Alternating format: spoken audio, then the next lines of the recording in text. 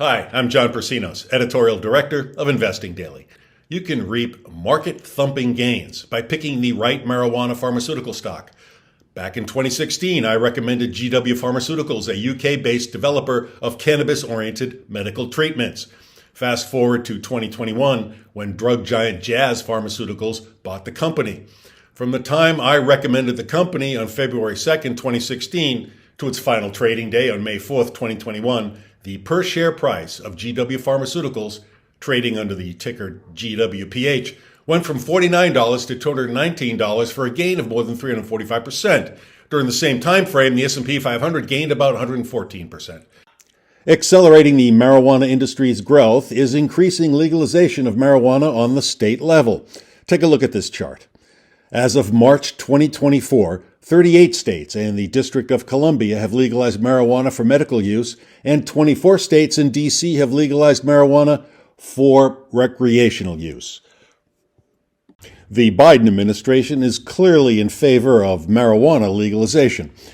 For instance, at a recent White House event, Vice President Kamala Harris delivered a sharp critique of the current federal classification of marijuana, deeming it, quote, absurd for pot to be banned in light of evolving societal norms and medical research. This strong statement by Harris, made during a roundtable discussion that she moderated on cannabis policy, underscores the growing momentum for reform within the Biden administration. The pharmaceutical industry is searching for new sources of growth as blockbuster drugs lose patent protection and competitors join forces to cut costs. It spells outsized growth for the right biotech company, especially one that's about to benefit from imminent events and technical factors that could send its shares soaring. This investment context also applies to marijuana biotechs, a sector that's in the vanguard of pharmaceutical research. When evaluating any biotech stock, I look for these catalysts that will soon spark rocket-like gains: demonstrable earnings growth, manageable debt, plenty of cash on hand, value-added products in the pipeline, and anticipation of a major legal or regulatory event. These stock-picking criteria make sense for any type of stock, but they're especially crucial for marijuana biotechs. Many pot companies, well, they're losing money. It's the rare breed that produces healthy operating results, sports a solid balance sheet, and is developing a product that has the potential for mass market appeal.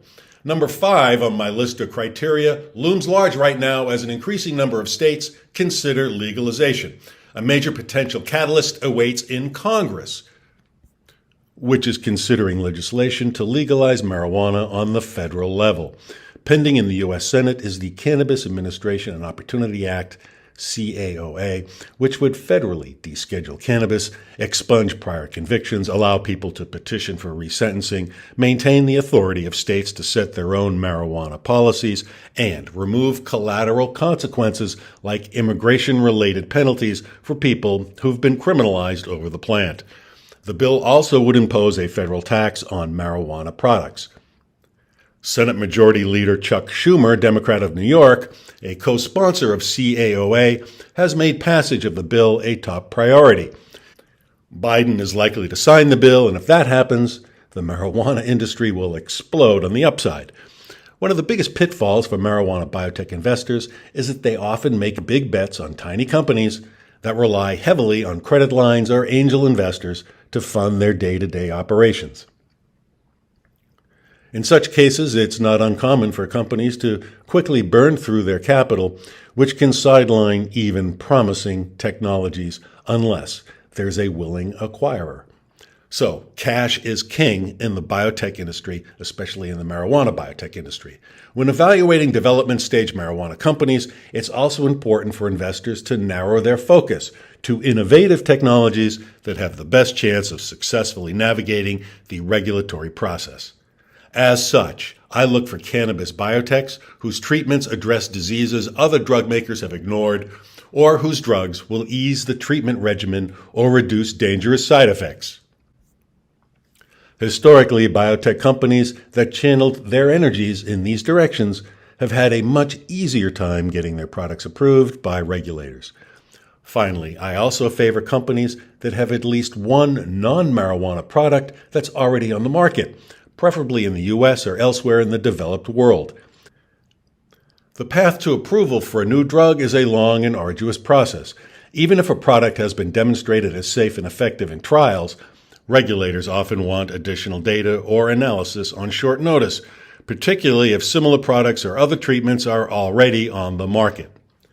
The approval process of the U.S. Food and Drug Administration, the FDA, is costly and time-consuming.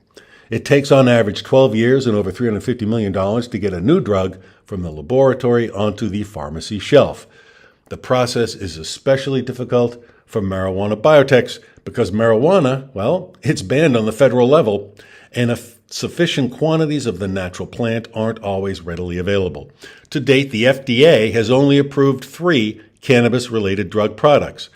Indeed, the marijuana industry achieved a major milestone in 2018 when the FDA approved GW Pharmaceuticals' new epilepsy drug, Epidiolex, the first ever based on a cannabis oil.